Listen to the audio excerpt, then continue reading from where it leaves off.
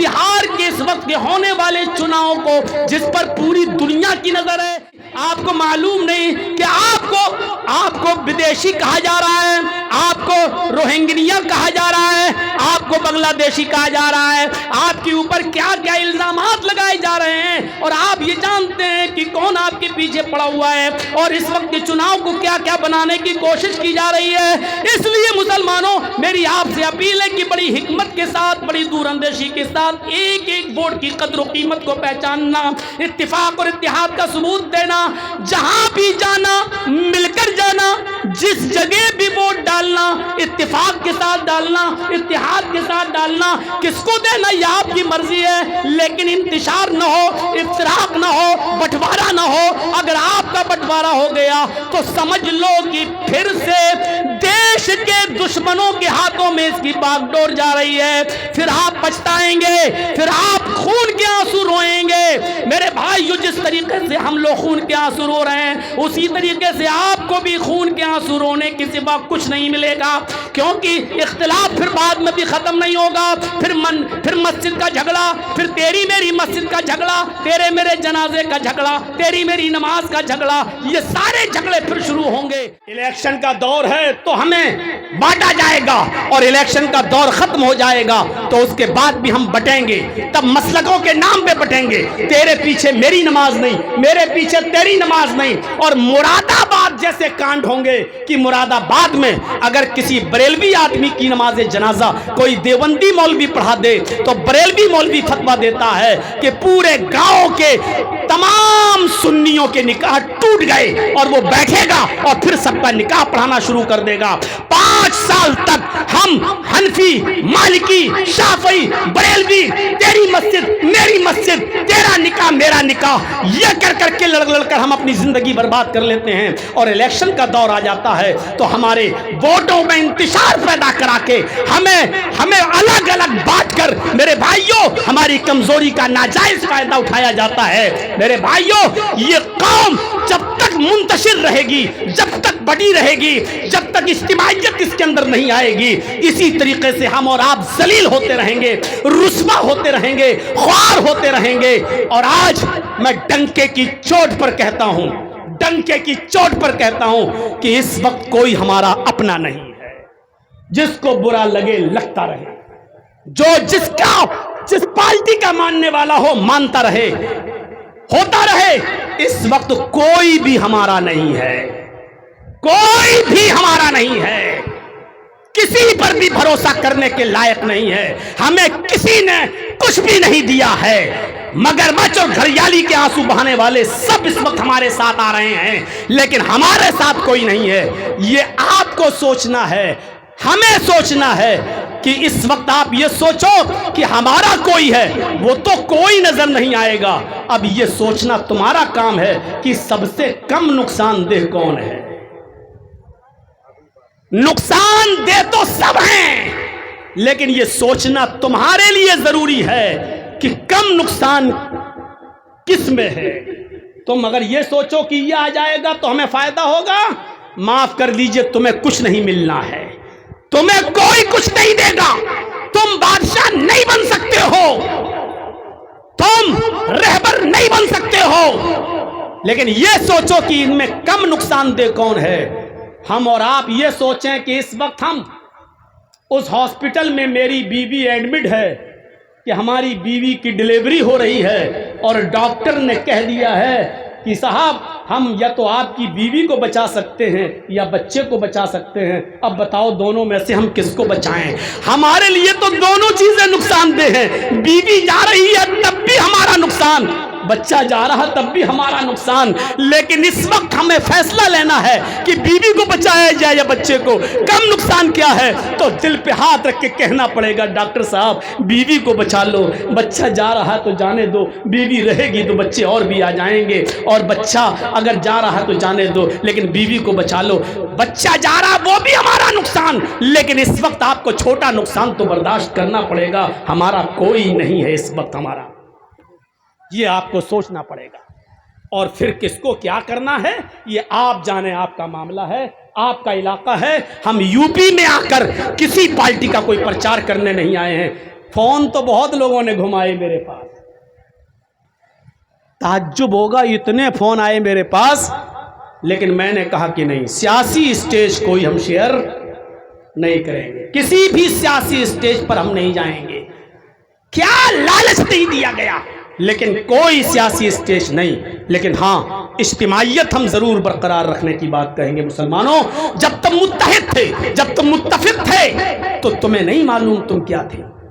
آج باقاعدہ لڑائی ہو رہی ہے، ہمارے یو پی میں آئیے، ہمارے یو پی میں جائیے اور دیکھیے، بہار آنے سے پہلے میرے پاس نوٹس آ چکا ہے، یہاں آنے سے پہلے آپ جہاں بھی پروگرام کرنے جائیں گے کوئی سیاسی بات آپ نہیں کریں گے۔ بہار میں باقاعدہ وہاں کا چیف منسٹر بولتا ہے یہ لڑائی 80 اور 20 کی ہے، 80 اور 20 کی ہے، باقاعدہ ایک ایسا بیان دیتا ہے جو سمویدھان کے خلاف ہے، جس پر الیکشن کمیشن کو ایکشن لینا چاہیے، لیکن نہیں، کیونکہ سارے لوگ ان کے پروردہ ہیں اور انہی کے ٹکڑوں پہ پل رہے ہیں، اس لیے کوئی ایکشن نہیں لے سکتا ہے۔ یہ لڑائی باقاعدہ ایسا کر دیا گیا ہے، اس لیے میرے ساتھیوں متحد ہو جاؤ، متفق ہو جاؤ، تمہارے علاقے کا الیکشن ڈیپینڈ کرے گا ہندوستان کے الیکشن۔ دنیا تمہاری طرف دیکھ رہی ہے بہار والوں، پوری دنیا تمہاری طرف نظر اٹھا کے دیکھ رہی ہے، تمہارے اتفاق اور اتحاد کی طرف دیکھ رہی ہے، پوری دنیا کی نظریں اس وقت تمہاری طرف جمی ہوئی ہیں۔ اس وقت تمہیں عقل و شعور سے کام لینے کی ضرورت ہے، تمہیں عقل مندی اور دانش مندی سے کام لینے کی ضرورت ہے۔ تمہیں بہت کچھ کہہ دیا ہے میں نے، بس یہی کہنا باقی رہ گیا کہ فلاں کو دو، فلاں کو مت دو۔ میرے بھائیوں، میں کون ہوتا ہوں یہ کہنے والا؟ میں نہیں کوئی ہوتا ہوں، آپ اچھی طریقے سے سمجھ رہے ہیں۔ اس وقت جانتے ہو کنڈیشن کیا ہے ہماری؟ آپ نہیں جانتے ہو کون لوگ ہمارے سر پہ سوار ہیں، آپ کو معلوم ہے؟ ایک آدمی جو کئی مرتبہ MLA رہا ہو اور کئی مرتبہ MP رہا ہو، اس آدمی کی FIR انڈا چوری میں ہو جاتی ہے، انڈا چوری میں۔ آپ اندازہ لگا سکتے ہیں کہ کون لوگ ہماری کھوپڑیوں پہ سوار ہیں؟ جانتے ہو ہم کس ماحول میں رہ رہے ہیں؟ ہم اس ماحول میں رہ رہے ہیں کہ ایک تالاب پہ شیر بھی پانی پی رہا ہے اور بکری بھی پانی پی رہی ہے، ایک ہی گھاٹ ہے، شیر بھی پانی پی رہا ہے اور بکری بھی پانی پی رہی ہے، اور شیر کی طرف سے بہتا ہوا پانی، جھوٹا پانی بکری کی طرف آ رہا ہے، پانی وہاں سے آ رہا بہتا ہوا جہاں شیر پی رہا، منہ ڈالا، اور وہاں سے بہ کر پانی آ رہا ہے ادھر، اور بکری یہی پانی پی رہی ہے، تو پانی کون جھوٹا کر رہا ہے؟ شیر۔ اور شیر کا جھوٹا پانی کون پی رہی ہے؟ بکری۔ لیکن جب شیر اور بکری دونوں پانی پی چکے تو شیر بہانہ ڈھونڈ رہا ہے بکری کو مارنے کا۔ شیر نے کہا، اے تو نے میرا پانی جھوٹا کیوں کیا؟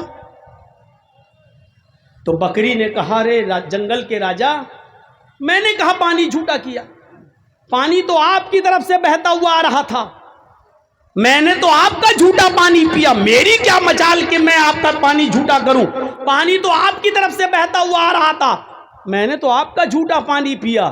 شیر نے کہا، اچھا تو مجھ سے زبان بھی چلاتی ہے، میرے سامنے زبان بھی کھولتی ہے، تجھے بولنا بھی آتا ہے؟ شیر اٹھا اور اس نے بکری کو پھاڑ دیا اور ٹکڑے ٹکڑے کر دیا اور کھا گیا۔ یعنی اتنا بھی کہنے کا حق نہیں ہے کہ میں اپنی صفائی پیش کر سکوں۔ ہم اس ماحول میں رہ رہے ہیں۔ وہی اتر پردیش جہاں کبھی پروگرام ختم نہیں ہوتے تھے، آج مسجد میں بھی اگر پروگرام مجھے کرنا ہوتا ہے تو پرمیشن لینا پڑتی ہے، اور جہاں مولانا جرجیز کا نام آ جائے LIU رپورٹ دے دیتا ہے کہ نہیں، فساد پھیل سکتا، فتنہ پھیل سکتا۔ ہم اپنی مسجد میں بھی مائک کھول کر ہم تقریر نہیں کر سکتے ہیں۔ اس ماحول میں ہم اور آپ رہ رہے ہیں، اور آپ یہاں سوچ رہے ہیں کہ ہمارا کون؟ اس موقع پر میرے بھائیوں، ہم تو پہلے ہی کہتے ہیں، اور ہم ہر جلسے میں نے یہ بات کہی ہے کہ ہمارا کوئی رہبر نہیں، کوئی رہنما نہیں، سب اپنا اپنا الو سیدھا کر رہے ہیں۔ सब मुसलमानों का वोट लेना चाहते हैं और मुसलमानों को देना कोई कुछ नहीं चाहता है। ये अलग बात है कि कोई कम नुकसानदेह है, कोई ज्यादा नुकसानदेह है। इसलिए मेरे प्यारे भाइयों, हमें और आपको बड़ी दूरअंदेशी से, हिकमत से और बड़ी होशियारी से काम करने की जरूरत है। मैं जानता हूं हो सकता है कि इस तकरीर के बाद भी मैं घर पहुंचूं और घर पहुंचने से पहले कोई नोटिस मेरे घर पर आ जाए। हो सकता है कि इत्तेफाक और इत्तेहाद की बात करके आया। आज लोगों को ये बुरा लग रहा है कि जरजीत साहब इत्तेफाक की बात करें, जरजीत साहब इत्तेहाद की बात करें, जरजीत साहब मिलाने की बात करें। बुरा, ये भी बुरा लग रहा है लोगों को। मेरे भाइयों, हम इस वक्त उस इतनी मसलहत से काम लेने की जरूरत है जैसे लोमड़ी ने मसलहत से काम लिया था। याद है, एक जंगल के अंदर शेर ने भी शिकार किया और भेड़िए ने भी शिकार किया और लोमड़ी ने भी शिकार किया। शेर ने गधा मार लिया और भेड़िए ने बकरी मारी और लोमड़ी ने खरगोश मार दिया। अब शेर ने पूछा कि मैंने गधा मारा, भेड़िए ने बकरी मारी, लोमड़ी ने खरगोश मारा, तीनों जानवर मरे पड़े हैं। अब शेर ने भेड़िए से कहा कि भेड़िया समझते हैं ना, शेर ने भेड़िए से कहा, भेड़िए फैसला करो कि कौन सा जानवर कौन खाएगा। सबने मेहनत की है, फैसला करो कौन सा जानवर कौन खाएगा। भेड़िया शेर की बात को समझ नहीं पाया, शेर के इरादे को समझ नहीं पाया। और मैं शेर किसको कह रहा हूं ये आप समझ जाइए। उसकी नीयत समझ नहीं पाया भेड़िया। तो भेड़िए ने कहा कि साहब ये तो बहुत आसान है। कहा क्या आसान है? कहा कि आपने गधा मारा है, ये बड़ा जानवर है, आप खा लीजिए। भेड़िए ने कहा, फैसला किया। और मैंने बकरी मारी है तो मैं बकरी खा लेता हूं, और लोमड़ी ने खरगोश मारा है, लोमड़ी खरगोश खा लेती है। शेर ने कहा इधर आ, इधर आ, इधर आ। उनको लाया, पकड़ा और गर्दन दबाई और फाड़ दिया। कमीना, ये फैसला करता है? ये फैसला है तेरा? ये कौन सा फैसला है? तुम गधा खा लो, मैं बकरी खा लूंगा। लोमड़ी ने खरगोश मारा, लोमड़ी खरगोश खा लेगी। जबकि फैसला बिल्कुल सही था, फैसला गलत नहीं था, सही था, लेकिन उसकी नीयत नहीं समझ पाया भेड़िया। शेर ने उसको फाड़ दिया, खा दिया। अब लोमड़ी से कहा, कमीना फैसला करना नहीं आता है, भेड़िया भेड़िया ही रहेगा, तुम बताओ। अब लोमड़ी से कहा कि तुम बताओ कौन सा जानवर कौन खाएगा, तुम अच्छी तरीके से फैसला कर लोगी, बताओ। लोमड़ी मौके की नजाकत को समझ गई। लोमड़ी ने कहा बिल्कुल बेवकूफ था, पागल था, कमीने को फैसला ही करने नहीं आया। अरे जंगल के राजा, ये 4 जानवर जो मरे पड़े हैं चारों आपके हैं। सुबह उठिए गधा खा लीजिए, दोपहर में आप बकरी खा लीजिए, शाम के टाइम पर आप भेड़िया भी खा लीजिए, और रात में आप खरगोश भी खा लीजिए। आप जंगल के राजा हैं, ये आप नहीं खाएंगे तो कौन खाएगा? इस कमीने को फैसला करना नहीं आता है। ये चारों जानवर आपके हैं, आप खा लीजिए। भेड़िए ने कह दराओ, शाबाश, तू बहुत अच्छा फैसला करती है, बहुत एक्सपर्ट है फैसला करने में, बड़ी माहिर है तू फैसला करने में। अब शेर ने लोमड़ी से पूछा, इतना अच्छा फैसला करना तूने कहां से सीखा? लोमड़ी ने कहा, इसी भेड़िए से सीखा। लोमड़ी ने बहुत अच्छा जवाब दिया। लोमड़ी ने कहा, इसी भेड़िए से सीखा है। जबकि लोमड़ी का फैसला गलत था, लेकिन मसलहत का तकाजा ये था, अपने आप को बचाना था, इसलिए उसने क्या फैसला किया? सुबह गधा खा लो, दोपहर में बकरी खा लो, असर के टाइम पे, शाम के टाइम पे भेड़िया खा लो, और शाम को जब सोने चलो तो खरगोश भी खा लो, चारों जानवर आप। शेर ने कहा, वाह क्या बेहतरीन फैसला किया है, वाकई तू बहुत अच्छा फैसला करना जानती है, ये कहां से सीखा? कहने लगी, आप भेड़िए से सीखा है, भेड़िए से। कमीना, सच्ची बात ना कहता तो आज ये हाल ना होता। तो मसलहत अपना कर अपने आप को बचा लेना और हालात का इंतजार करना। जैसे मुहम्मदुर रसूलुल्लाह ने सुलह हुदैबिया के मौके पर नाजायज शर्तें मानकर अपने आप को और सहाबा को बचाकर वक्त का इंतजार किया اور پھر ایک وقت آیا کہ فاتحانہ طور پر مکے میں داخلہ ہوا اور مکے کے اندر انٹری ہوئی۔ میرے پیارے ساتھیوں، یہ باتیں ہمیں اور آپ کو سوچنا چاہیے اور غور کرنا چاہیے۔ یہی حکمت اور دور اندیشی، اور پورا اسلام حکمت سے بھرا پڑا، پورا اسلام حکمت سے بھرا پڑا ہے۔ آپ کو معلوم ہے، ایک صحابی آئے، نئے نئے اسلام لائے اور کہنے لگے، سنن دارمی کی روایت، اے اللہ کے رسول، دیکھیے حکمت کیا تھی، اے اللہ کے رسول میں نیا نیا مسلمان ہوا ہوں۔ آپ نے کہا اللہ برکت دے۔ کہ اللہ کے رسول ایک لڑکی سے دوستی ہے، کیا میں اس کے ساتھ جا سکتا ہوں؟ زنا کرنا چاہتا ہوں، اس سے میری تعلقات قائم ہیں۔ غور کرو، کس چیز کی اجازت مانگ رہا ہے؟ زنا کی۔ کون مانگ رہا ہے؟ نیا نیا اسلام لایا ہے صحابی ہے۔ کس سے مانگ رہا ہے؟ محمد رسول اللہ سے۔ ارے آپ کے اندر بھی اتنی تمیز ہوگی کہ سگریٹ پیتے ہوئے جا رہے ہوں گے اور کسی مولانا پر نظر پڑی، بزرگ آدمی پر، تو آپ اپنی سگریٹ بجھا لیتے ہیں کہ یہ مولانا صاحب کی کم سے کم عزت کرنی چاہیے، ان کے سامنے سگریٹ نہیں۔ اور یہ شخص کیسا دیہاتی تھا، اللہ کے رسول سے کہہ رہا ہے کہ مجھے اجازت دیجیے زنا کرنے کی، اور صحابہ کونی مار کے کرے۔ اللہ کے نبی نے فرمایا صحابہ سے، نہیں نہیں نہیں نہیں، ہائے مصلحت دیکھیے، حکمت دیکھیے۔ آپ چاہتے تو اس کو ڈانٹ سکتے تھے، پاگل کمینے، زنا کی اجازت مانگنا، شرم نہیں آتی تجھے؟ لیکن نہیں، ڈانٹا نہیں، کیونکہ ڈانٹتے تو بھاگ جاتا، پھٹکارتے تو بھاگ جاتا۔ آپ نے کہا ادھر آؤ۔ آپ نے اس کو کتنے پیار سے سمجھایا، اور سنو نوجوانوں، آپ نے اس کو کتنے پیار سے سمجھایا۔ آپ نے فرمایا بیٹھو، زنا کرنا چاہتے ہو؟ اب بھی کہہ رہا جی۔ کس سے؟ ایک ہے ہماری دوست۔ اچھا ایک کام کرو، جو کام تم اس لڑکی سے کرنا چاہتے ہو، چلو وہ کام تم اپنی ماں کے ساتھ کر لو، کرو گے؟ لیجیے، حکمت دیکھیے۔ جبکہ اللہ کے رسول یہ نہیں کہنا چاہ رہے ہیں کہ اپنی ماں سے کرو، لیکن آپ اس سے کہہ رہے ہیں کہ اپنی ماں کے ساتھ یہ کام کرو، کرو گے؟ کہ اللہ کے نبی، اس کی زبان سے جملہ کیا نکلا؟ فدا کا بھی و امی یا رسول اللہ، میرے ماں باپ پر قربان، ایسا کون ہو سکتا ہے جو اپنی ماں کے ساتھ یہ زنا کرے؟ نہیں اللہ کے نبی، ایسا نہیں ہو سکتا، اپنی ماں کے ساتھ کون کرے گا؟ آپ نے کہا ہاں، ماں کے ساتھ تو کوئی نہیں کر سکتا۔ پھر آپ نے فوراً کہا اپنی بہن کے ساتھ یہ کام کر لو، جو اس لڑکی کے پاس ہے وہ تمہاری بہن کے پاس بھی ہے۔ یہی الفاظ ہیں۔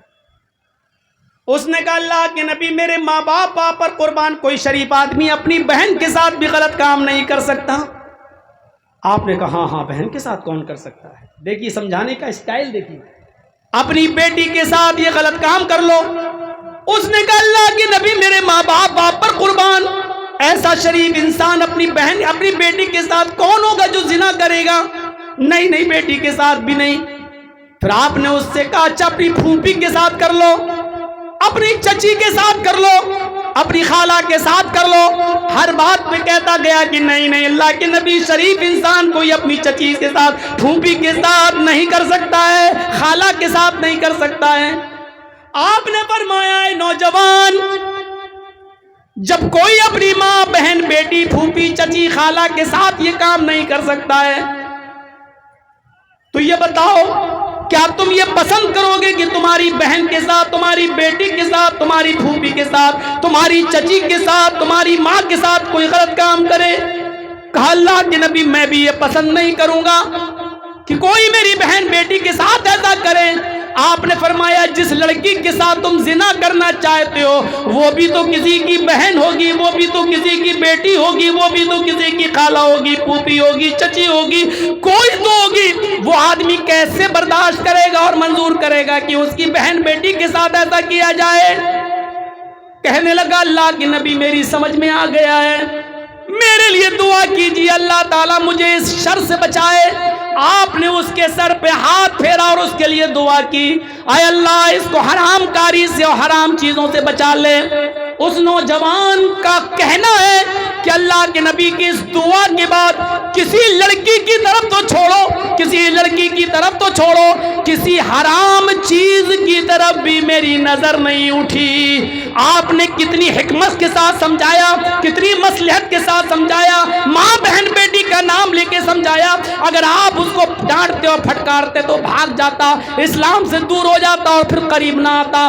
آپ نے اس کو بڑے پیار سے سمجھایا, حکمت سے سمجھایا, اور پیار سے سمجھانے کا نتیجہ یہ نکلا کہ وہ تمام حرام کاموں سے توبہ کر لیتا ہے اور پھر کسی حرام چیز کی طرف نظر بھی نہیں ڈالتا. تو پورا اسلام حکمت سے بھرا پڑا ہے, پورا اسلام میرے بھائیوں مصلحت سے بھرا پڑا ہے. ہمیں اور آپ کو بھی مصلحت کے پیش نظر بہت سی چیزوں سے سمجھوتا کرنا پڑے گا, ہمیں بھی حالات کے پیش نظر بہت سی چیزوں سے سمجھوتا کرنا پڑے گا. جرجی صاحب کہہ رہے ہیں کیا میں نے غلط بات بولی ہے, کیا صحیح نہیں ہے؟ جرجی صاحب آپ بولے تو صحیح ہو, لیکن موقع اور محل تو دیکھتے کہ موقع اور محل کیا ہے. اسی موقع اور محل کے پس منظر میں اللہ کے نبی نے فرمایا من رأى منکم منکرا فلیغیرہ بیدہ,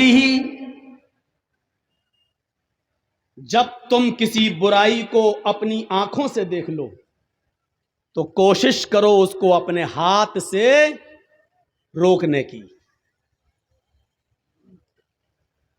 اپنے ہاتھ سے اس کو مٹاؤ, اس برائی کو اپنے ہاتھ سے روکو. لیکن اس کے فوراً بعد ہی اللہ کے نبی نے فرما دیا وَإِن لَّمْ يَسْتَطِعْ فَبِاللِّسَانِ, اگر ہاتھ سے اس برائی کو دور کرنا ممکن نہ ہو تو یہ نہیں کہا کہ لڑو, یہ نہیں کہا کہ جھگڑا کرو, یہ نہیں کہا کہ زبردستی اس کو مٹاؤ. اگر ہاتھ سے کسی برائی کو روکنے میں فتنہ پھیل سکتا ہے, فساد برپا ہو سکتا ہے, لڑائی ہو سکتی ہے, جھگڑا ہو سکتا ہے, تو تم وہاں اس برائی کو ہاتھ سے مت روکو, فَبِلِسَانِهِ, اپنی زبان سے منع کرو. لیکن کبھی کبھی زبان چلانا بھی بڑا مشکل ہو جاتا ہے, اور زبان سے کہنے میں بھی فتنہ اور فساد پھیل سکتا ہے. اس لیے اللہ کے رسول نے یہ نہیں کہا کہ زبان سے ہر حال میں کہو اور اس برائی کو زبان سے کہہ کر مٹاؤ, نہیں. فَمَن لَّمْ يَسْتَطِعْ فَبِقَلْبِهِ, اگر زبان سے کوئی بات کہنے میں برائی کے مٹانے کے لیے اگر اس میں بھی جھگڑا ہو سکتا ہو, اس میں بھی فساد ہو سکتا ہو, اس میں بھی لفڑا ہو سکتا ہو, اس میں بھی خون خرابہ ہو سکتا ہو, تو تم زبان سے بھی ان کو منع مت کرو, فَبِقَلْبِهِ, تو دل سے برا جانو, لیکن فتنہ اور فساد نہ پھیلاؤ, یہ کہا ہے. اب آپ اندازہ لگا سکتے ہیں, برائی کو اتنے زور و شور کے ساتھ مٹانے کا حکم دیا کہ ہاتھ سے روکو, لیکن اگر ہاتھ سے روکنے میں فتنہ اور فساد خون خرابہ ہونے کا ڈر ہو تو ہاتھ سے مت روکو, زبان سے منع کرو.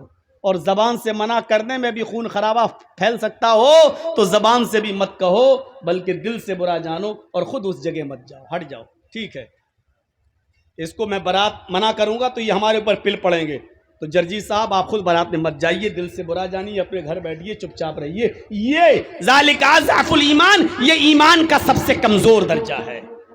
میری بات آپ سمجھ گئے ہوں گے کہ میرا اشارہ کس طرف ہے, میں کہنا کیا چاہ رہا ہوں. یہ منافقوں کا وصف ہے کہ جب ان سے کہا جاتا ہے کہ زمین میں فساد مت پھیلاؤ تو اکڑ کر کہتے ہیں میں تو حق بات کہہ رہا ہوں, میں تو اصلاح کر رہا ہوں, میں صحیح بات بول رہا ہوں. آپ کے صحیح بات کہنے کا انکار میں نہیں کر رہا ہوں, آپ صحیح بات غلط جگہ پر کہہ رہے ہیں اور غلط وقت پر کہہ رہے ہیں. اب رمضان کا مہینہ چل رہا ہو, آپ قربانی کے احکام بتائیں تو صحیح نہیں ہے. رمضان کے مہینے میں آپ خطبہ دیں کہ قربانی ایسے کرو, جانور کو ایسے لٹاؤ, اتنا دانت کا جانور ہونا چاہیے, اتنا اس کی عمر ہونی چاہیے, تو آپ کو لوگ بے وقوف کہیں گے, جبکہ آپ صحیح بات بول رہے ہیں, قرآن و حدیث بول رہے ہیں. لیکن اس وقت یہ موقع نہیں ہے. رمضان کے مہینے میں آپ کو رمضان کے مسائل بتانا پڑیں گے, عید الاضحیٰ کے مہینے میں آپ کو عید الاضحیٰ کے مسائل بتانا پڑیں گے, قربانی کے مسائل بتانا پڑیں گے. میرے بھائیوں, اسی طریقے سے حق بات کہنے کا اور صحیح بات کہنے کا ایک موقع ہوتا ہے, اس موقع پر آپ کہیے, اور ایک وقت ہوتا ہے, اس وقت پر وہ بات کہیے تو اچھی لگتی ہے. تو منافق وقت اور ٹائم نہیں دیکھتا ہے, کہتا ہے انما نحن مصلحون, ہم تو اصلاح کرنے والے ہیں. لیکن اللہ نے کیا کہا, الا ہوشیار رہنا ایسے لوگوں سے. انہم ہم المفسدون ولکن لا یشعرون. یہ اصلاح پھیلانے والے لوگ نہیں ہیں، اصلاح کرنے والے لوگ نہیں ہیں، یہ سماج کا بھلا چاہنے والے لوگ نہیں ہیں، یہی فسادی ہیں، یہی مفسد ہیں. ولکن لا یشعرون، ان کو پتہ نہیں ہے، یہ جانتے نہیں ہیں. یہ سمجھ رہے ہیں کہ میں بہت اچھا کام کر رہا ہوں، یہ سمجھ رہے ہیں کہ میں بہت نیک کام کر رہا ہوں، حالانکہ نیک کام کرنے کا یہ وقت نہیں تھا. اب میں ایک دو مثالیں آپ کے سامنے رکھوں گا. 35 سال کی عمر تھی نبی اکرم صلی اللہ علیہ وسلم کی، یعنی 40 سال کے بعد آپ رسول بنے. ابھی نبی بھی نہیں بنے تھے، ابھی رسالت بھی نہیں ملی تھی، نبوت بھی نہیں ملی تھی. عمر کتنی تھی؟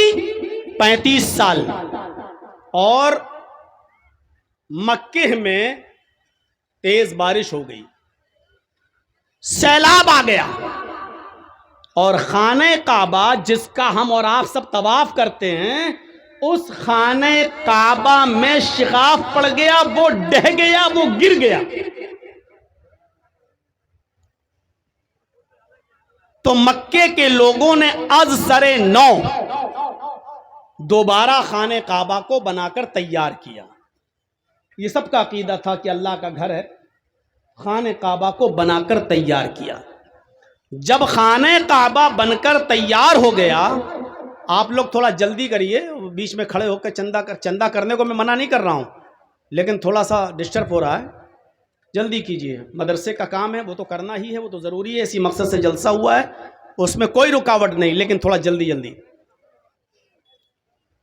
خانہ کعبہ جب بن کر تیار ہو گیا دوبارہ، تو جو حجر اسود تھا، حجر اسود جس کو ہم اور آپ جا کر چومتے ہیں، جو وہاں تک پہنچ جائے بوسہ لیتے ہیں، اس حجر اسود کو رکھنے کا جب نمبر آیا، اس کو اسی جگہ پر رکھ دیا جائے جہاں وہ رکھا ہے، تو اس کو رکھنا تھا. تو بڑے بڑے قبیلے لڑنے لگے، بڑے بڑے قبیلے لڑنے لگے، خاندان لڑنے لگے.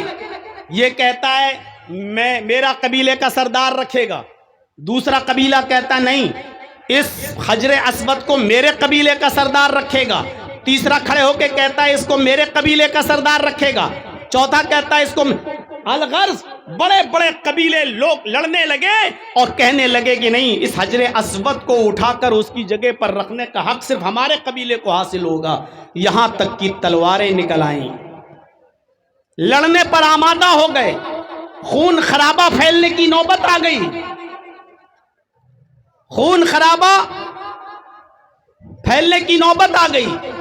اب آپ لوگ اپنی جگہ پر بیٹھے رہیے، جس کو جب کوئی نذرانہ تحفہ مدرسے کو دینا ہو صدقہ، تو انشاءاللہ میں آپ کو موقع دوں گا، تقریر کے بعد میں بیٹھوں گا، مجھ سے مصافحہ بھی کریے گا، اور میرے ہاتھ پر اس مدرسے کے لیے آپ کو کچھ دینا بھی ہوگا.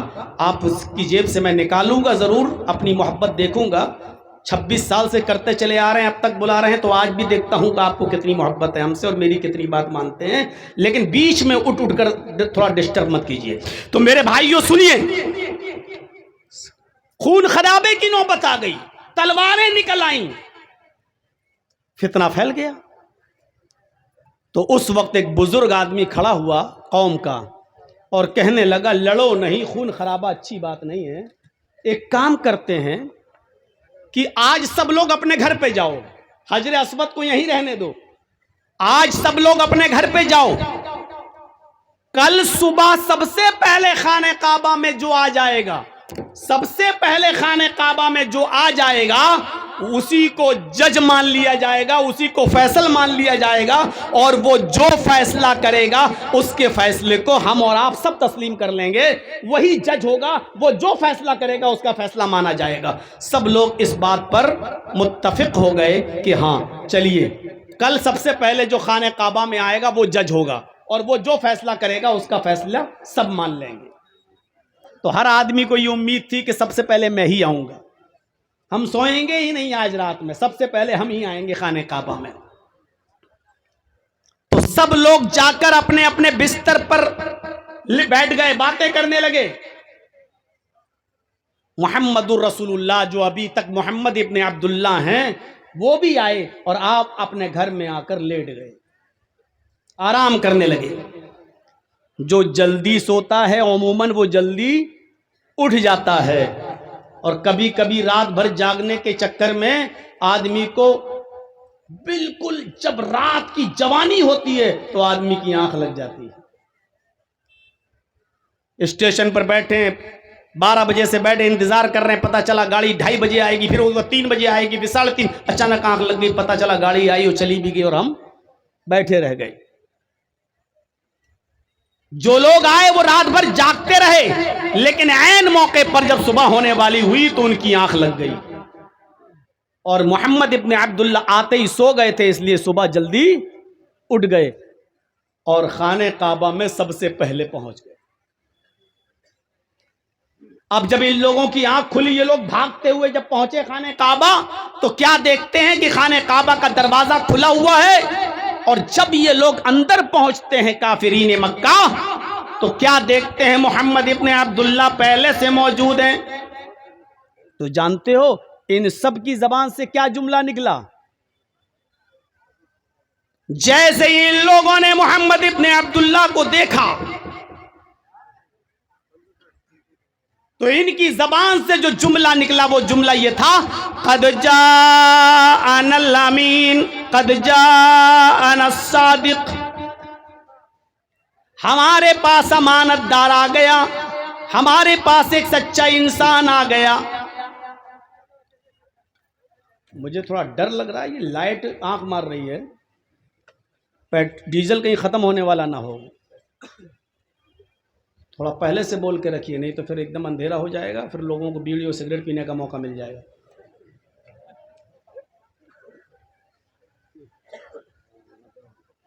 تو توجہ دیجئے گا، لوگوں کی زبان سے یہ جملہ نکلا، قد جاءنا الامین قد جاءنا الصادق، ہمارے پاس امانت دار آ گیا، ہمارے پاس سب سے سچا انسان آ گیا۔ یعنی ابھی تک اللہ کے رسول ہونے کا دعویٰ نہیں کیے، لیکن مکے کے لوگ آپ کو پہلے ہی سے سچا مانتے تھے اور امانت دار مانتے تھے، اور سارے لوگ چیخ پڑے، آپ جو بھی فیصلہ کریں گے ہمیں منظور ہے۔ جرجیس صاحب کے خلاف فیصلہ مقدمہ چل رہا ہو لوور کورٹ میں، لوور کورٹ کا فیصلہ جرجیس صاحب کے فیور میں ہوگا تو ہم مانیں گے، میرے خلاف ہو گیا تو ہم ہائی کورٹ جائیں گے، ہائی کورٹ کا فیصلہ میرے حق میں ہوا تو ٹھیک، نہیں ہوا تو ہم سپریم کورٹ جائیں گے، آپشن ہے نا۔ یہاں کوئی آپشن نہیں۔ مکے کے سارے لوگوں نے کہا، اے محمد ہم نے پوری زندگی میں آپ کو کبھی جھوٹ بولتے ہوئے نہیں دیکھا، اس لیے آپ جو بھی فیصلہ کریں گے منظور ہے۔ ابھی فیصلہ کیا نہیں اللہ کے نبی نے، لیکن لوگوں نے ماننے کا اقرار پہلے کر لیا کہ آپ جو بھی فیصلہ کریں گے ہم آپ کا فیصلہ مان لیں گے، چاہے وہ میرے فیور میں جائے، چاہے وہ میرے خلاف جائے، چاہے وہ میرے حق میں جائے، چاہے وہ میرے خلاف جائے، آپ کا فیصلہ ہم مان لیں گے۔ محمد ابن عبداللہ فرماتے ہیں، کیا تم سب لوگ میرے فیصلے کو مانو گے؟ کہا جی۔ اب عقل مندی دیکھیے، فتنے کو کیسے روکا، فساد کو کیسے روکا، خون خرابے کو کیسے ختم کیا۔ اب اللہ کے نبی صلی اللہ علیہ وسلم کیا کرتے ہیں؟ جب آپ نے اقرار کرا لیا سب سے، میری بات مانو گے؟ کہا جی۔ سب نے کہا کہ ہم مان لیں گے۔ آپ نے ایک چادر جو آپ کے پاس تھی، اس چادر کو آپ نے زمین پر بچھایا، اور اس چادر کی اوپر آپ نے حجر اسود کو رکھ دیا، اور آپ نے قبیلے کے سرداروں سے کہا کہ تم یہ کونا پکڑو، تم یہ کونا پکڑو، تم یہ کونا پکڑو، تم یہ کونا پکڑو۔ سب لوگوں نے ایک ایک کونا پکڑ لیا۔ جو 4 بڑے بڑے قبیلے لڑ رہے تھے آپس میں، ان چاروں قبیلوں کے سرداروں سے آپ نے چادر کا ایک ایک کونا پکڑوا دیا، اور پھر آپ نے کہا اس کو اٹھاؤ۔ سب لوگوں نے اس کو چادر کو اٹھایا، حجر اسود بھی اٹھ گیا جو اس چادر میں رکھا ہوا تھا، حجر اسود بھی اٹھ گیا۔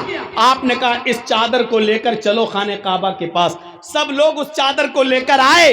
جب خانہ کعبہ تک پہنچے تب اللہ کے رسول نے اس کو حجر اسود کو اپنے ہاتھ سے اٹھا کر وہاں پر رکھ دیا جہاں پر وہ آج بھی موجود ہے، اپنے ہاتھ سے اٹھا کر رکھ دیا۔ اس فیصلے سے سب خوش ہو گئے۔ ہر قبیلے کا سردار یہ کہنے لگا کہ حجر اسود کو میں نے اٹھایا، وہ کہتا میں نے اٹھایا، وہ کہتا میں نے اٹھایا، چوتھا بھی کہہ رہا میں نے اٹھایا، اور سب کو کوئی شکایت کا موقع نہیں ملا۔ یہ تھی اللہ کے نبی صلی اللہ علیہ وسلم کی عقل بندی، یہ تھی نبی اکرم صلی اللہ علیہ وسلم کی دور اندیشی۔ اور نبی بننے سے پہلے جس نبی کی عقل مندی اور دور اندیشی کا یہ عالم ہو، تو نبی بننے کے بعد اس رسول کی عقل مندی اور دور اندیشی کا عالم کیا ہو۔ فتنہ اور فساد کس طریقے سے روک دیا۔ جو قوم تلوار سے نیچے کسی کی بات ہی نہیں کرتی تھی، اتنی لڑاکا قوم، ایک قبیلے کی بکری دوسرے کے قبیلے کے کھیت میں چلی گئی، ایک بکری اس قبیلے کی اس قبیلے کے کسی آدمی کے کھیت میں چلی گئی، اس نے اس کو ڈنڈا مار دیا، اس بکری کے ٹانگ میں چوٹ آئی، بکری لنگڑاتے ہوئے اپنے گھر آئی، اس قبیلے کے لوگ اس قبیلے کے لوگوں سے لڑنے لگے، تو نے میری بکری کو لاٹھی کیوں ماری؟ اس نے کہا تیری بکری میرے کھیت میں کیسے آئی؟ بکری تو بچ گئی، لیکن دونوں قبیلے میرے بھائیوں لڑائی لڑتے ہیں تو یہ لڑائی 27 سال تک چلتی رہتی ہے اور رکنے کا نام نہیں لیتی۔ آپ اندازہ لگائیں گے کتنی خطرناک قوم تھی یہ۔ بکری نہیں مری، بکری کی صرف ٹانگ ٹوٹی، لیکن دونوں قبیلوں میں جب لڑائی ہوئی تو یہ لڑائی 27 سال تک چلتی رہی، اور 27 سال کے بعد جب آپس میں ملن ہوتا ہے، ملاقات ہوتی ہے، دونوں قبیلوں کو ملایا جاتا ہے۔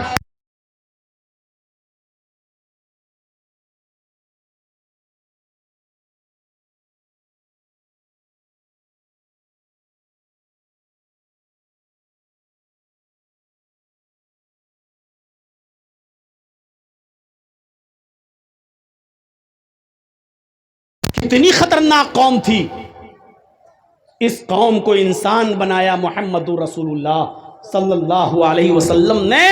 وَاذْكُرُوا نِعْمَةَ اللَّهِ عَلَيْكُمْ إِذْ كُنْتُمْ أَعْدَاءً فَأَلَّفَ بَيْنَ قُلُوبِكُمْ فَأَصْبَحْتُمْ بِنِعْمَتِهِ إِخْوَانًا۔ تم اللہ کی اس نعمت کو یاد کرو جو اس نے تمہاری اوپر برپا کی، جو اس نے تمہارے اوپر نافذ کی، جو اس نے تمہارے اوپر برسائی۔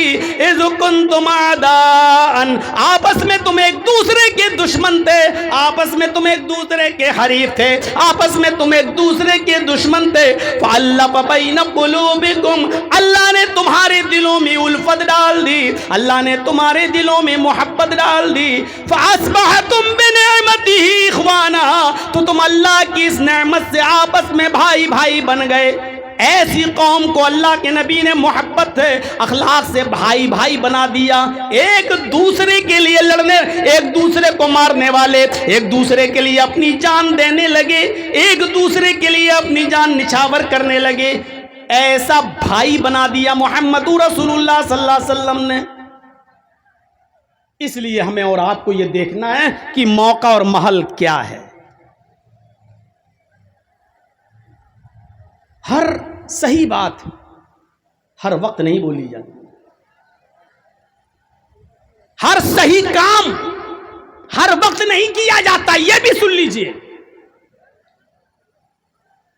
وقت اور موقع کی نزاکت کو دیکھ کر شریعت اس میں بھی ہماری رہنمائی کرتی ہے۔ اللہ کے رسول اور آپ کے صحابہ عمرہ کرنے ہی تو آ رہے تھے، جو روک دیا گیا اور نہیں کرنے دیا گیا، اور کافروں نے کہہ دیا اگر مکہ میں گھس جائیں محمد اور محمد کے ساتھی تو ان کو قتل کر دو اور گردنیں اڑا دو۔ میں پوچھنا چاہتا ہوں کیا عمرہ کرنا غلط تھا؟ مکے میں اللہ کے نبی اور صحابہ پیدا ہوئے، ہم جہاں پیدا ہوئے ہم ہی کو وہاں گھسنے نہیں دیا جا رہا ہے، ہم ہی کو وہاں گھسنے سے منع کیا جا رہا ہے۔ اس منظر کو آپ سنیں گے؟ سنیے، آپ سوچیں گے کہ اللہ کے رسول نے اتنا دب کر سمجھوتا کیا؟ آپ تو بڑے باپ کے بیٹے ہیں، آپ سمجھوتا کہاں کریں گے؟ ہم تو بڑے باپ کی اولاد ہیں، ہماری فطرت، ہم تو خان ہیں، ہم تو پٹھان ہیں، ہم تو اونچی قوم کے میں پیدا ہوئے ہیں۔ ڈائلاگ دیکھو، سر کٹانا گوارا ہے، سر جھکانا گوارا نہیں۔ یہ موقع تھا، یہ محل تھا، آئی لو محمد کا جلوس نکالنا اور لے کے چلنا اور ورغلانا اور کہنا اور چیخنا کہ ہم تو نکالیں گے محمد کے نام پر ہماری جانیں بھی قربان۔ اور جب ڈنڈے برسے اور لاٹھیاں چلیں تو چپل گن نہیں پا رہے تھے کہ کتنی چپلیں ہیں۔ کہاں چلی گئی تھی وہ محبت؟ کوئی مرا نہیں، کہاں چلی گئی تھی وہ لوگ جو کہہ رہے تھے کہ محمد کے نام پر ہمارے سینے چھلی ہو جانے کے ہم کرانے کے لیے تیار ہیں، ہم جان دینے کے لیے تیار ہیں۔ آج میرے بھائیوں غور کرو، بریلی کی دھرتی پر اور بریلی کی سرزمین پر آج کتنے مکان اور کتنی دکانیں آج بلڈوز کر دی گئی ہیں اور گرا دی گئی ہیں۔ کون ہے اس کا ذمہ دار؟ کس نے منع کیا کہ رسول اللہ سے محبت نہیں ہونی چاہیے؟ رسول اللہ سے محبت تو ہمارے ایمان کا حصہ ہے، جس کے اندر رسول کی محبت نہیں وہ مسلمان ہی نہیں۔ لیکن جذبات، جوش، اور اس جوش میں ہم یہ بھول گئے کہ اس وقت کون لوگ ہمارے سروں پر منڈلائے ہوئے ہیں اور کون لوگ بیٹھے ہوئے ہیں، یہ ہم بھول گئے۔ اللہ کے نبی بھی اپنے صحابہ کے ساتھ نکلے تھے، مدینے سے چل چکے تھے، حدیبیہ کے مقام پر پہنچ چکے تھے، اور یہاں جتنے لوگ بیٹھے پوچھئے حج کرنے گئے ہوں گے، عمرہ کرنے گئے ہوں گے، حدیبیہ کا مقام دیکھا ہے؟ میں بھی سن 1914 میں میں بھی 2014 میں اپنے والد صاحب کے ساتھ گیا تھا حج کرنے کے لیے اور اپنی والدہ کے ساتھ۔ میں حدیبیہ کے مقام کو دیکھ چکا ہوں، مکے سے کوئی 7 میل کی دوری پر بس مدینے سے چلے اللہ کے رسول اور آپ کے صحابہ، جس میں ابو بکر بھی ہیں، عمر بھی ہیں، حضرت علی بھی ہیں، بڑے بڑے صحابہ موجود ہیں۔ یہ قافلہ مدینے سے چلا۔ آج کل کی طرح یہ زمانہ نہیں تھا کہ مولانا جرجی صاحب پٹنہ سے 1 بجے دن میں وندے بھارت پہ بیٹھے اور شام کو 7 بجے آپ کے کشن گنج میں اتر گئے اور جلسے میں آ کے کہنے کہ سفر بہت لمبا تھا، بہت تھک چکا ہوں، طبیعت خراب ہے۔ یہ وہ دور نہیں تھا۔ گھوڑے کا سفر، کھچر کا سفر، اونٹ کا سفر، لائٹوں کا زمانہ نہیں۔ راستے میں کتنی تکلیف سے گزرنا ہوا ہوگا آپ کو، اور 300 میل تقریباً 450 کلومیٹر کا سفر کر کے حدیبیہ کے مقام پر آ کر رک گئے۔ بریلی کے لوگوں کی طرح اللہ کے نبی کے صحابہ میں ایسے لوگ تھے جو یہ کہہ رہے تھے کہ اللہ کے رسول نہیں، ہم تو آئے ہیں تو عمرہ کر کے جائیں گے، یا تو مریں گے یا ماریں گے۔ اور نبی کے صحابہ موت سے پیچھے ہٹنے والے نہیں تھے، وہ ایسے تھے کہ کوئی کہتا تھا کہ آئے خبیب، آج تو تمہیں بھی اچھا لگتا ہوگا کہ میں بچ جاؤں اور میری جگہ محمد پھنس جائیں۔ تو حضرت خبیب نے کہا کہ میں یہ بھی نہیں چاہتا ہوں کہ میرے پیر میں، اللہ کے رسول کے پیر میں کانٹا چبھو دیا جائے اور میری جان بچ جائے۔ اگر مجھ سے کہو گے کہ صرف اپنے پیر میں کانٹا چبھو لینے دو، میں محمد کو چھوڑ دوں گا، تو اللہ کی قسم میں محمد الرسول اللہ صلی اللہ علیہ وسلم کے پیر میں کانٹا بھی نہیں چبھونے دوں گا، اپنی جان دے دوں گا، لیکن نبی کے پیر میں کانٹا بھی چبھانے کی اجازت نہیں دوں گا۔ اتنی محبت تھی صحابہ کو۔ حضرت عمر کہہ بھی رہے ہیں، حضرت عمر تھوڑے جذباتی جوش، اے اللہ کے رسول اتنی دور سے آئے ہیں، ہم رک جائیں گے؟ ادھر مکے میں اعلان کر دیا گیا کوئی بھی آئے قتل کر دو، کسی کو آنے نہیں دیا جائے گا۔ اللہ کے نبی اور آپ کے صحابہ حدیبیہ کے مقام پر رک جاتے ہیں۔ اب سنیے مسلمانوں، فتنہ کس طریقے سے روکا گیا، اور ہماری یہ بات بہت کام آئے گی، آج کے اس دور میں بھی کام آئے گی۔ اس الیکشن کے زمانے میں بھی کام آئے گی۔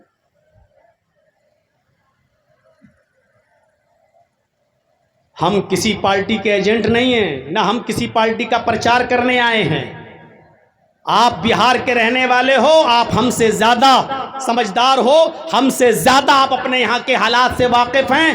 آپ کا معاملہ ہے، آپ سمجھیں یہ جلسہ دینی ہے، یہاں ہم دینی بات بتانے آئے ہیں اور جناب محمد رسول اللہ کا اصول بتانے آئے ہیں۔ شریعت نے ہمیں فساد کے، جھگڑے کے، نا اتفاقی کے، اختلاف کے ماحول میں بھی ہماری رہنمائی فرمائی ہے کہ ہمیں کس طریقے سے ان تمام چیزوں سے نپٹنا ہے۔ اس لیے ہم شریعت کا پرچار آپ کے سامنے کرنے کے لیے آئے ہیں۔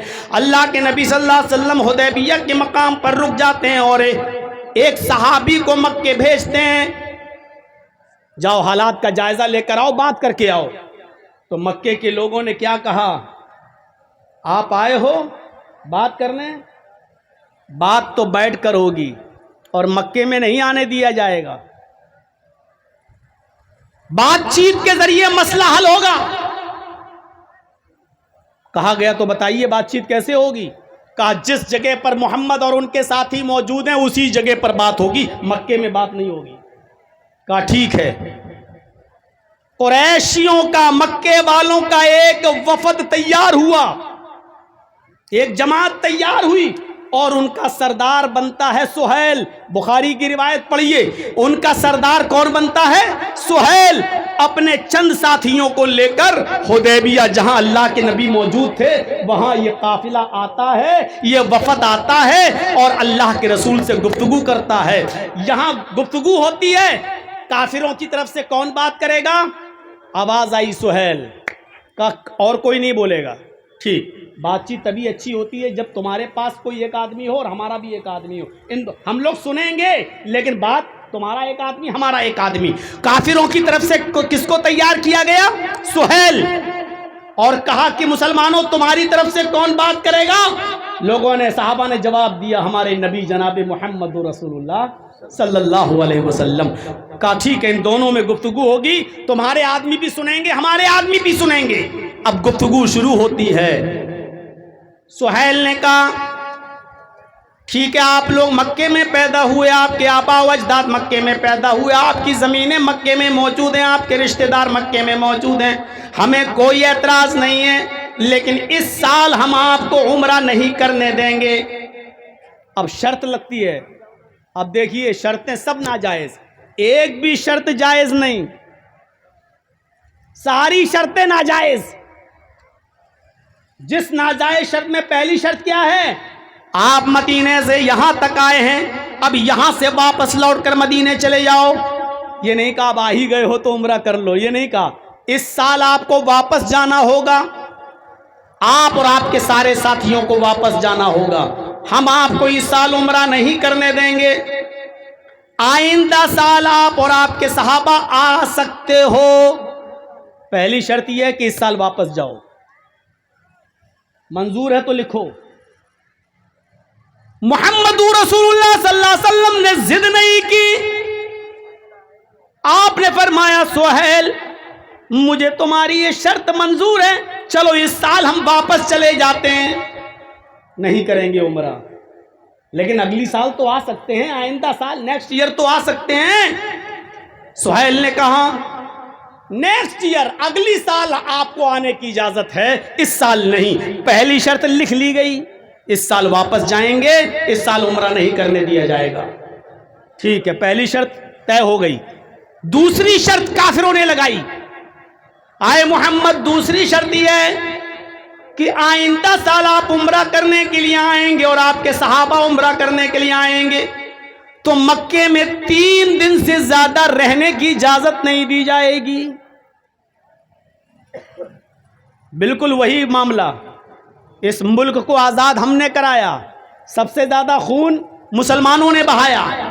آج بھی انڈیا گیٹ پہ چلے جائیے، 95,000 لوگوں میں 65,000 صرف مسلمانوں کے نام آپ کو ملیں گے سوتنترتا سینانی میں، اس جنگ کی آزادی میں، آزاد کرانے میں اس بھارت کو۔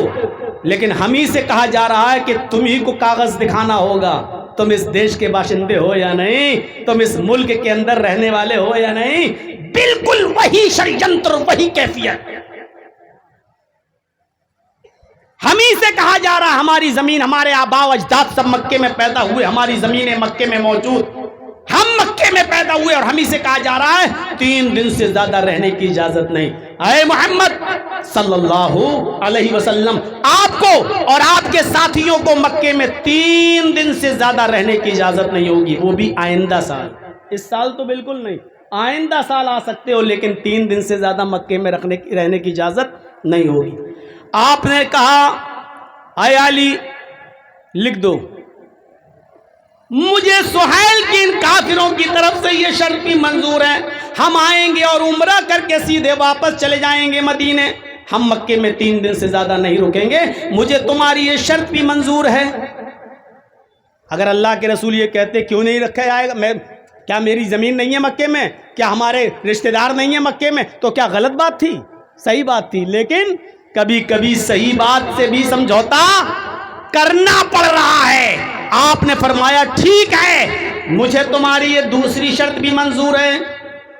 اب اس نے ایک اور کھیل بگاڑنا چاہا، وہ یہ چاہ رہے تھے کسی طریقے سے یہ معاملہ یہ سمجھوتا بگڑ جائے۔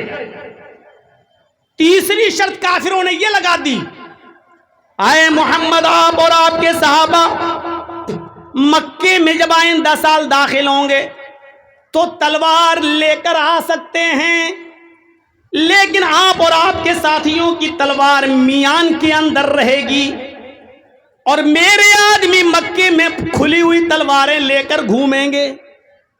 کتنی ناجائز شرط، کتنی ناجائز شرط! میرے آدمی مکے میں کھلی ہوئی ننگی تلواریں لے کر گھومیں گے، لیکن آپ اور آپ کے صحابہ تلوار تو لا سکتے ہو، لیکن تلوار میان کے اندر رہے گی۔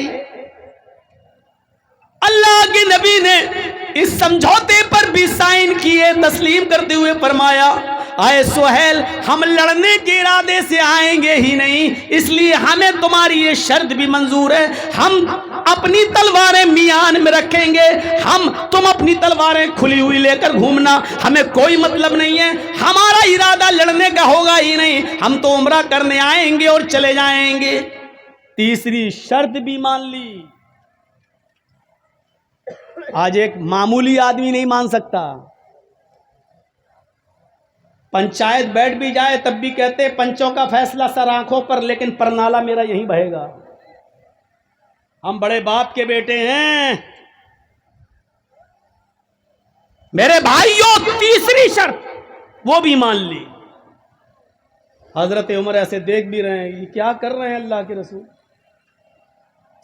وہ حضرت عمر جن کی تلوار جلدی جلدی میان سے نکلتی تھی، جن کی عدالت میں قتل سے نیچے کوئی سزا تھی ہی نہیں، لیکن اللہ کے رسول جب شرطیں مان رہے ہیں تو عمر فاروق کیسے بول دیں ٹھیک ہے منظور ہے۔ سمجھوتا ہو گیا، اب چوتھی شرط ایک اور لگا دی۔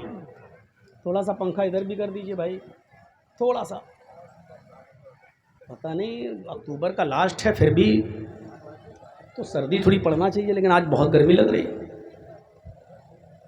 تو میرے بھائیوں سنیے گا، بہت دلچسپ بات، چوتھی ایک اور شرط لگا دی، کسی طریقے سے تو معاملہ بگڑے، اور اللہ کے رسول بگڑنے نہیں دے رہے ہیں۔ انہوں نے چوتھی شرط لگائی ہے محمد ہاں ایک شرط اور ہے۔ آپ نے کہا اب کیا ہے؟ کہا ایک شرط اور ہے۔ کہا کیا؟ کہ اگر میرا کوئی کافر آدمی، میرا کوئی مکے سے آدمی اگر بھاگ کر مدینے جائے گا اور آپ لوگ اگر اس کو پکڑ لیتے ہیں تو میرا آدمی آپ کو واپس کرنا ہوگا، میرا آدمی آپ کو لوٹانا پڑے گا۔ اگر کوئی آدمی مکے سے بھاگ کر مدینہ جاتا اور آپ گرفتار کر لیتے ہیں تو میں جب چاہوں اپنا آدمی لے سکتا ہوں، میرا آدمی آپ کو واپس کرنا ہوگا، اور آپ کا آدمی اگر مدینے سے بھاگ کر مکے آیا اور ہم نے پکڑ لیا تو ہم آپ کے آدمی کو واپس نہیں کریں گے۔ آج کے اس دور میں یہ سمجھوتا کوئی کر سکتا ہے؟ کوئی کوئی تحریک، کوئی تنظیم، کوئی گروہ، اور ساتھ میں جوڑ دو کوئی پارٹی، کوئی خاندان، کوئی نسل، اتنا گر کر کوئی سمجھوتا کر سکتا ہے؟ میرا آدمی اگر بھاگ کر مکے سے مدینہ آئے گا تو آپ کو واپس کرنا ہوگا، لیکن آپ کا آدمی اگر بھاگ کر مکے سے مدینے سے مکہ آئے گا تو ہم واپس نہیں کریں گے۔ اللہ کے نبی جناب محمد رسول اللہ صلی اللہ علیہ وسلم فرماتے ہیں، اے سہیل مجھے تیری یہ شرط بھی منظور ہے۔ حضرت عمر نے کہا، اللہ کے نبی یہ شرط؟ میرا آدمی یہ واپس نہیں کریں گے اور ان کا آدمی میں واپس کروں؟ اللہ کے نبی نے فرمایا، اے عمر تم نہیں جانتے ہو، جو میرا ہو جاتا ہے وہ جانے کا نام بھی نہیں لیتا، میرا تو کوئی آدمی جائے گا ہی نہیں، اور ان کا اگر کوئی آ بھی جائے گا تو میرے پاس چند دن رہ کر ایسا با اخلاق و کردار دیکھ کر ایسا ہو جائے گا کہ جانے کے بعد بھی وہ میرا ہی رہے گا۔ مجھے اے سہیل تیری یہ شرط بھی منظور ہے، یہ بھی منظور کر لیا اور لکھ دیا گیا محمد الرسول اللہ کو یہ سمجھوتا منظور ہے۔ سہیل سے کہا کہ تم بھی دستخط کر دو۔ سہیل نے جب پڑھا تو اب ایک اور ناجائز شرط اور اتنی خراب شرط، اس نے کہا، اے محمد صلی اللہ علیہ وسلم، اس پر رسول اللہ لکھا ہوا ہے، میں آپ کو رسول مانتا ہی کب ہوں، رسول اللہ کاٹو، لکھو محمد ابن عبداللہ کو یہ سمجھوتا منظور ہے۔ اگر یہ لکھو گے محمد الرسول اللہ کو سمجھوتا منظور ہے تو ہم سمجھوتا ہی نہیں کریں گے۔ ہم آپ کو رسول مانتے ہی کہاں ہیں؟ اگر رسول مان لیں تو جھگڑا ہی کس بات کا ہے؟ پھر تو جھگڑا ہی ختم ہے۔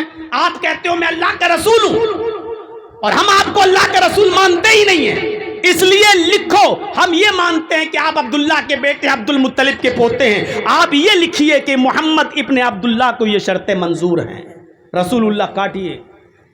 آپ نے حضرت علی سے کہا، اے علی رسول اللہ کاٹ دو۔ فساد روکنے کے لیے، خون خرابہ روکنے کے لیے لفظ رسول تک کٹوانے کے لیے تیار ہو گئے محمد رسول اللہ۔ اس سے زیادہ کوئی امن پسند انسان ہوگا؟ اس سے زیادہ کوئی امن اور شانتی کو چاہنے والا ہوگا؟ کاش یہ گودی میڈیا محمد رسول اللہ صلی اللہ علیہ وسلم کے اس امن والے سمجھوتے کو پڑھتی، غور کرتی اور دیکھتی اور چھاپتی اور بتاتی کہ محمد رسول اللہ نے امن قائم کرنے کے لیے اور شانتی کو بحال کرنے کے لیے لفظ رسول اللہ تک کٹوانے کے لیے تیار ہو گئے۔ حضرت علی نے کہا، اے اللہ کے نبی کہ آپ رسول نہیں ہیں؟ کہا جی میں تو رسول ہوں۔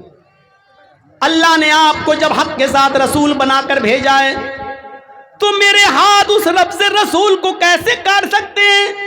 میرے ہاتھوں میں اتنی طاقت نہیں ہے کہ میں لفظ رسول اللہ کاٹ دوں۔ اے اللہ کی نبی یہ کام میں نہیں کر سکتا، مجھ سے مت کروائیے۔ جب آپ رسول اللہ ہیں تو میں رسول اللہ کیسے کاٹ دوں؟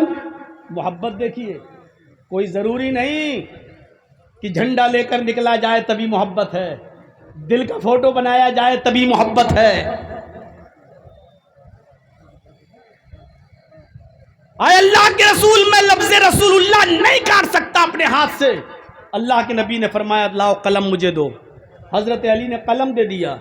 بخاری کی حدیث، بخاری کی روایت، اللہ کے نبی نے کہا علی مجھے بتاؤ کہ کہاں لکھا ہے رسول اللہ، مجھے بتاؤ رسول اللہ کہاں لکھا ہے؟ حضرت علی نے بتایا یہ لکھا ہے، یہاں سے یہاں تک یہ رسول اللہ لکھا ہوا ہے۔ آپ نے خود اس کو اپنے ہاتھ سے کاٹ دیا۔ لیجیے، اور لکھوا دیا ابن عبداللہ، محمد رسول اللہ کٹوا کر ابن عبداللہ کو یہ سمجھوتا منظور ہے۔ اب حضرت عمر اٹھ گئے، اور سنو ہمارے اور آپ کی طرح جذباتی لوگ نبی کے ساتھ بھی تھے۔ حضرت عمر اٹھ گئے، اور کہنے لگے اے اللہ کے رسول السنا علی الحق، کیا ہم حق پر نہیں ہیں؟ جیسے ہم کہتے ہیں کیا ہم صحیح نہیں بول رہے ہیں، کیا ہم غلط بول رہے ہیں، کیا ہم فساد پھیلا رہے ہیں؟ حضرت عمر نے بھی کیا کہا؟ السنا علی الحق، کیا ہم حق پر نہیں ہیں؟ اللہ کے نبی نے کہا اے عمر، اس رب کی قسم جس کے قبضے میں میری جان ہے، ہم حق پر ہیں۔ اے اللہ کے نبی، ہم حق پر ہیں۔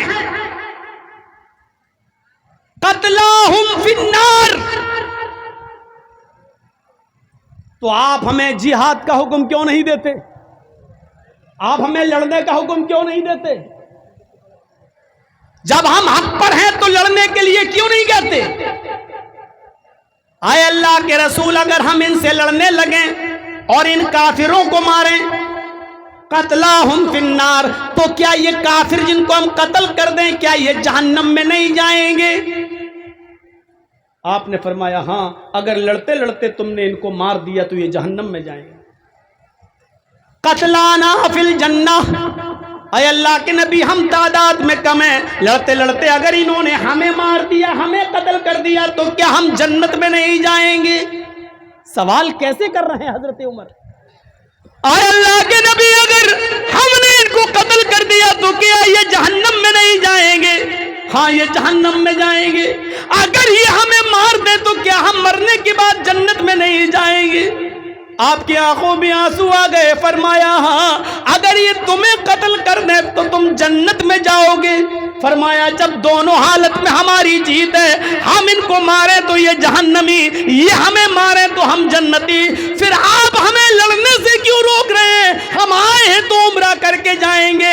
اللہ کے نبی فرماتے عمر میں نے سمجھوتا کر لیا ہے، میں نے وعدہ کر لیا ہے، میں نے سگنیچر کر لیا ہے، جو میں دیکھ رہا ہوں وہ تم نہیں دیکھ رہے، جو میں سمجھ رہا ہوں وہ تم نہیں سمجھ رہے، جو مجھے جو دکھائی دے رہا وہ تمہیں نہیں دکھائی دے رہا ہے۔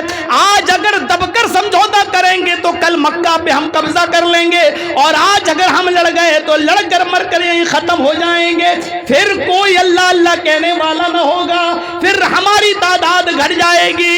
اس لیے ابھی وقت کا تقاضا ہے کہ ان سے سمجھوتا کر لو۔ آپ نے فرمایا جو میں سمجھ رہا ہوں وہ تم نہیں سمجھتے ہو، اور آپ نے سمجھوتا کر لیا اور واپس چلے گئے اور ساری شرطیں مان لیں ان کافروں کی اللہ کے نبی جناب محمد رسول اللہ صلی اللہ علیہ وسلم نے۔ اور پھر مدینے سے دین کا پرچار چلا، اور پھر اگلے سال خانہ کعبہ میں عمرہ کرنے آئے، اور اس کے بعد دھیرے دھیرے پھر اسلام پھیلا، اور پھر ایسا اسلام پھیلا، ایسا پھیلا کہ پھر ایک دن 10,000 صحابہ کے ساتھ مکے کے اندر فاتحانہ داخلہ ہوتا ہے، اور وہی اللہ کے نبی اس مکے کے اسی خانہ کعبہ میں جس میں 360 مورتیاں رکھی ہوئی تھی، 360 بت رکھے ہوئے تھے، اسی خانہ کعبہ میں داخل ہوتے ہیں، حضرت علی کے کاندھے پر سوار ہوتے ہیں، آپ کے ہاتھ میں چھڑی ہوتی ہے، اور خانہ کعبہ میں گھس کر ایک ایک بت کو چھڑی سے گراتے جاتے اور کہتے جاتے جال حق وزحق الباطل ان الباطل کان زہوقا، جال حق وزحق الباطل ان الباطل کان زہوقا، حق آ گیا اور باطل مٹ گیا، حق آ گیا اور باطل مٹ گیا، اور باطل کو تو مٹنا ہی تھا، حق آ گیا اور باطل مٹ گیا، اور باطل کو تو مٹنا ہی تھا، ختم ہونا ہی تھا۔ ایک ایک کر کے ایک ایک بت کو گراتے جاتے اور یہی کہتے جاتے حق آ گیا اور باطل مٹ گیا، اور باطل تو مٹنے ہی والا تھا۔ یہ کہتے گئے اور مکے کو 360 بتوں سے پاک و صاف کرایا، اور مکے کے اندر فاتحانہ داخلہ ہوا۔ اگر اللہ کے رسول اس وقت سمجھوتا نہ کرتے تو کیا مکے میں شاندار فاتحانہ داخلہ ہوتا؟ یہ جیت کی نشانی تھی۔ اس وقت سمجھوتا کرنا، کافروں کو لگ رہا تھا کہ ہم جیت گئے، لیکن حقیقت یہ تھی کہ یہ تھوڑی دیر کے لیے سمجھوتا کر لینا اور مان لینا اس بات کی دلیل تھی کہ آگے کا مستقبل بہت اچھا ہے۔